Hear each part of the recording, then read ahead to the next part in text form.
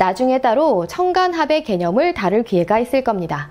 오늘은 이 청간오합 중에서 논쟁의 여지가 많은 정임합의 원리에 대해서 간단히 살펴보려고 합니다. 이 고대에서 현대에 이르기까지 아무런 설명 없이 이 정임합은 음란합이니 외우라고만 하니까 답답하죠.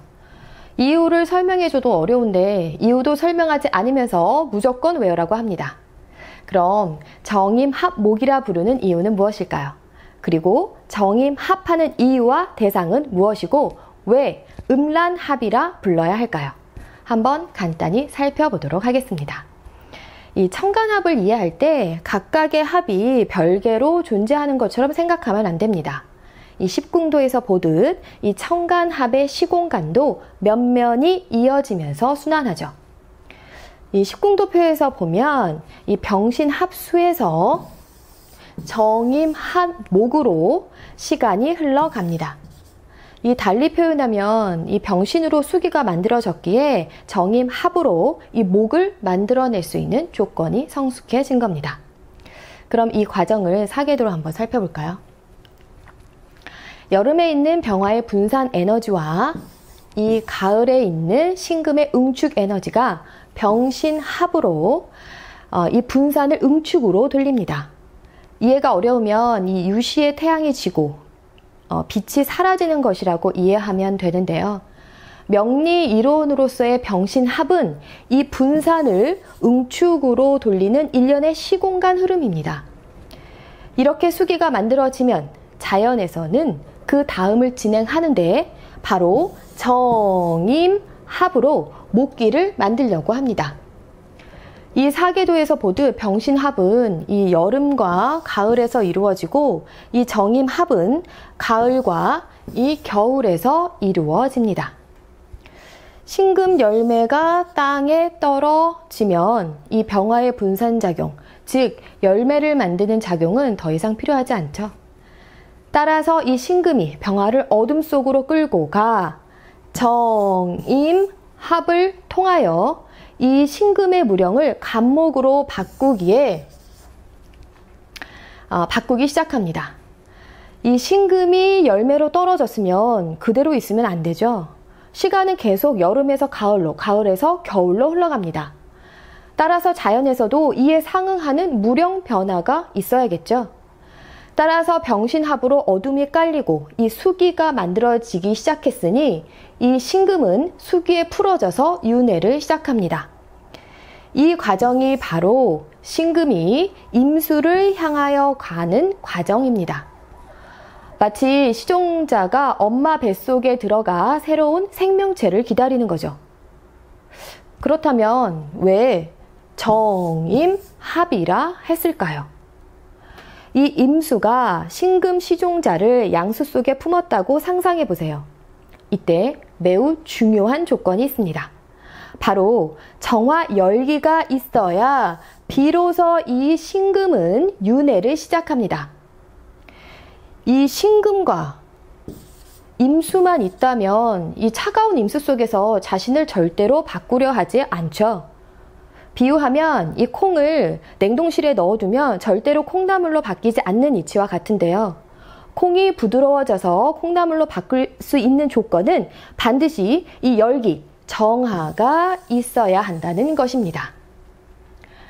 신금에게 적절한 열기를 가하고 적절한 수기를 제공하면 이 딱딱했던 신금 콩이 점점 부드러워지면서 조금씩 콩나물로 바뀌어가는 겁니다. 이 과정이 이 신금이 간목으로 변해가는 시공간 흐름이죠. 따라서 왜 정임합해야 하는가를 이해할 수 있습니다. 자연에서는 이 신금을 간목으로 바꿔야 하기 때문이죠. 즉 시종자 신금의 무령을 해자축월을 지나면서 간목 뿌리로 바꾸는 겁니다.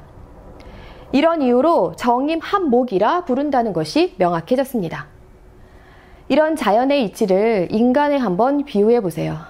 이 신금은 육체가 딱딱하게 굳어 죽음에 이른 겁니다. 해자축월은 영혼의 세계와 같습니다. 저승사자들과 귀신들이 존재하며 인간이 살아서는 갈 수 없는 시공간이죠. 그곳에서 이승의 업보를 모두 털어내고 이 자수에서 새로운 영혼을 얻은 후 축토에서 영혼과 육체가 결합합니다. 바로 엄마 뱃속에서 영혼 자수와 육체 축토가 만나서 자축합으로 성장하다가 갑인으로 탄생하죠. 바로 윤회를 거친 아이가 탄생하는 겁니다. 정임합하여 목이 나온다는 의미는 목 생명체가 세상 밖으로 나온다는 것이 명확해졌습니다.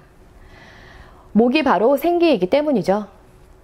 정임합이 금기는 절대로 될 수 없는 겁니다. 이 금은 생기를 잃고 딱딱하게 굳어서 죽기 때문이죠.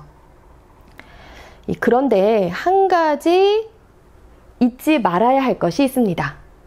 정임합할 때 이 목이 만들어지려면 반드시 필요한 것이 바로 시종자 신금입니다.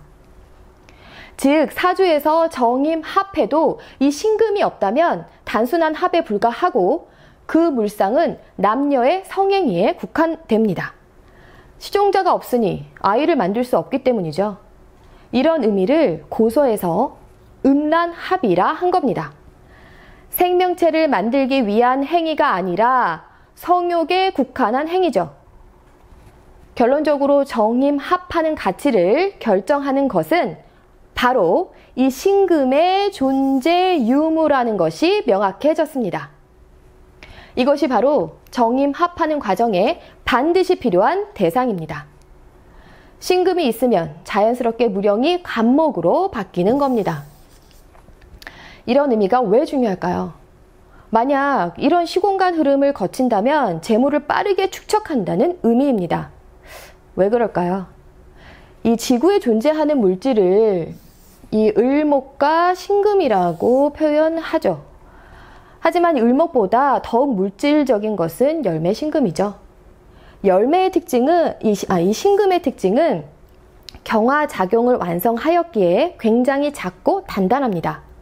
이것이 임수와 정화의 열기를 만나면 급속하게 팽창하죠. 작은 콩이 빠른 속도로 커다란 콩나물로 변하는 과정이기에 재물이 폭발적으로 증가하는 이치와 같습니다.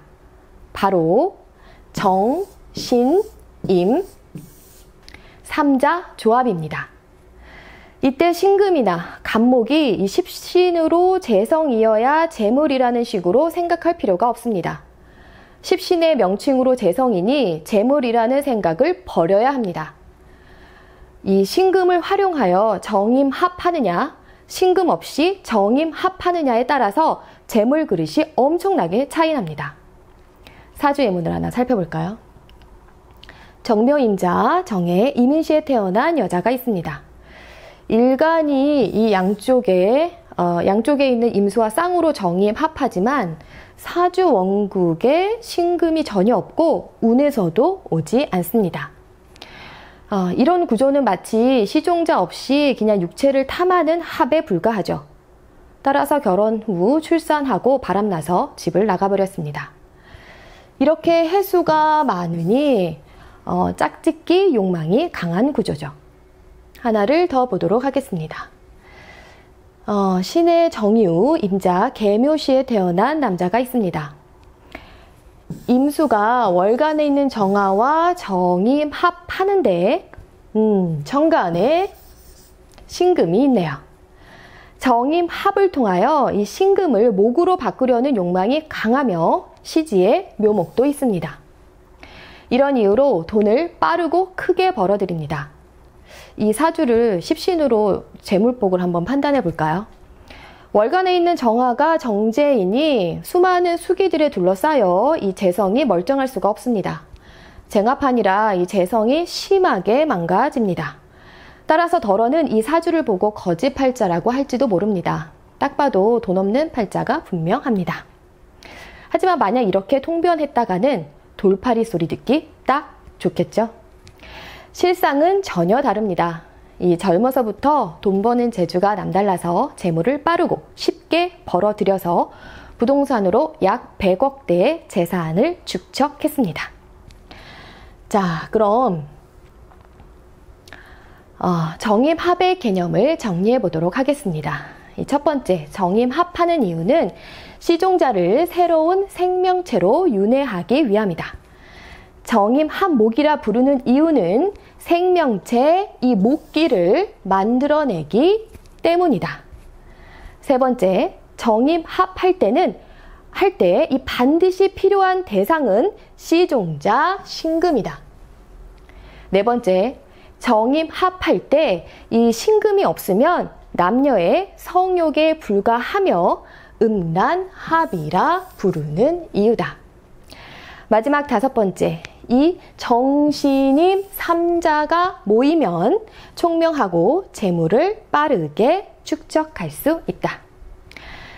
자, 오늘은 이 정임합의 개념과 원리를 간단하게 살펴보았습니다. 그럼 저는 다음 시간에 뵙겠습니다.